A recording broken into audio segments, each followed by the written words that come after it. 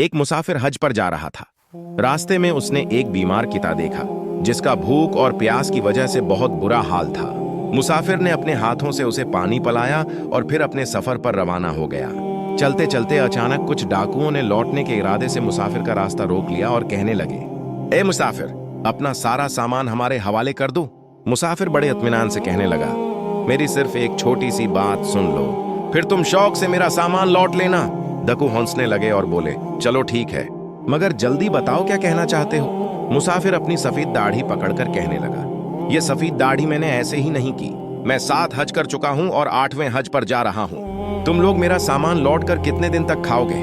ये सामान तो चंद दिन में खत्म हो जाएगा, लेकिन सोचो, मेरी बद्दहा कभी तुम्हारा पीछा नहीं छोड़ेगी। मुमकिन है वो तुम्हारे दोनों जहां बर्बाद कर दे।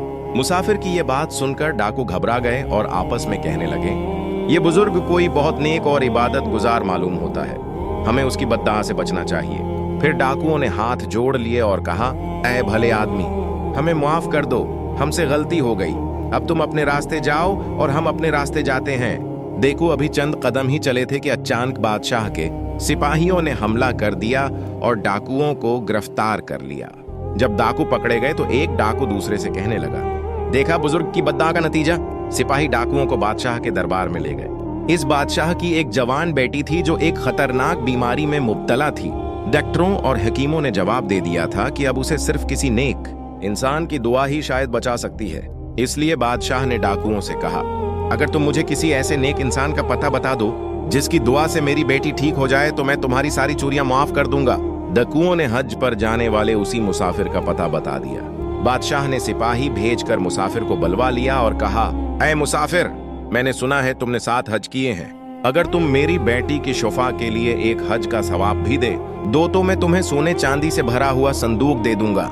मुसाफिर उस बात पर राजी हो गया और कहने लगा, बादशाह सलामत, आज काफी देर हो गई है, थोड़ी ही देर में अंधेरा हो जाएगा। मैं आज रात आपके पास क़ियाम कर लेता हूँ और सुबह अपने सफर पर रवाना हो जाऊंगा। इसी रात जब बादशाह गहरी नींद में सो रहा था तो उसने एक ख्वाब देखा।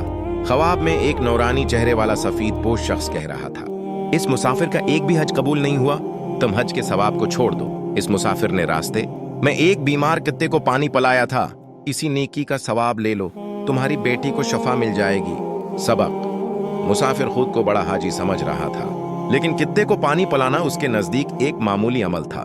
मगर कौन जानता है कि अल्लाह के इस अमल पर राजी हो जाए।